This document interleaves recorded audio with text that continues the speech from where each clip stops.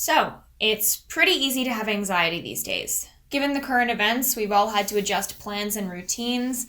I was planning to go get out and see a movie this week and hopefully get another review out there, and that's had to be adjusted. I've had to wait for some things to come out on streaming, which, all things considered, isn't really that much to complain about. But still, life has been disrupted and we're all feeling it. And with that being said, I just wanted to share a little revelation that I've had over the past couple weeks. A lot of you are probably hoping to find a way to get away from the constant news cycle and overall just cope with the fact that you're hopefully staying indoors. Silver lining for me here is that there's no reason why I can't still talk to you guys about movies. And I have been consuming a lot more than usual in the past couple weeks. They're a really great way to pass the time and just escape for a little while. And because of that, I've been seeing a lot of watch lists and recommendations pop up. And I think it's very interesting that a lot of people seem to be very attracted to disaster movies at this time. As I'm recording this, Contagion is the #1 movie on Netflix right now.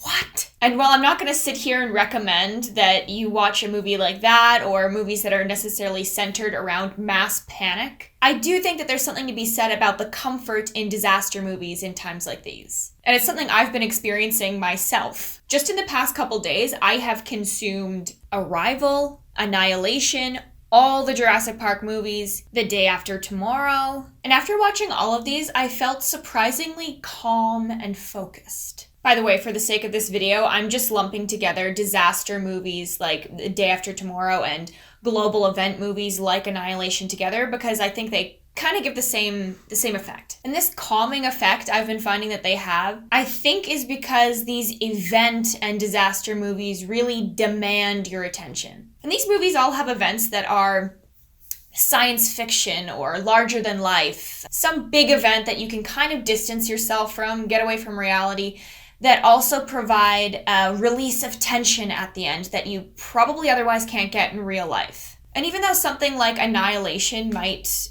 get under your skin and creep you the fuck out, it's something that redirects your anxiety away from reality, and in one way or another it wraps up at the end. Like, yeah, there's a global pandemic, but at least you're not dealing with this shit.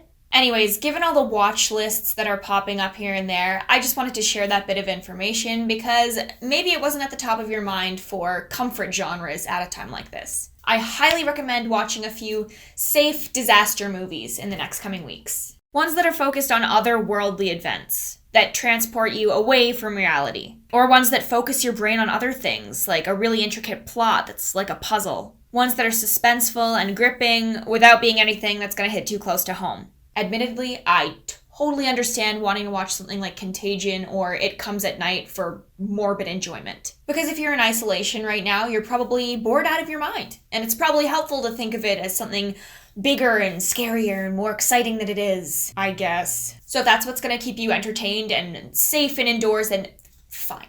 But if it's going to result in anxiety daydreams of the neighbors breaking in at night and robbing you at gunpoint for your toilet paper, maybe don't watch that. Anyway, this is how I've been combating cabin fever. I'm really enjoying going online and just seeing a whole bunch of people sharing advice. I think that, we're all in this together. So any advice you can give would be much appreciated. And by the way, what are some of your comfort genres? What are your top 5 quarantine movies? So I hope you're all taking care of yourselves and finding ways to stay sane. Even my introverts are having a rough time of it, so I'm right there with you. And that's about it. Stay safe, stay inside, stay sane, wash your hands. Weirdest sign off ever.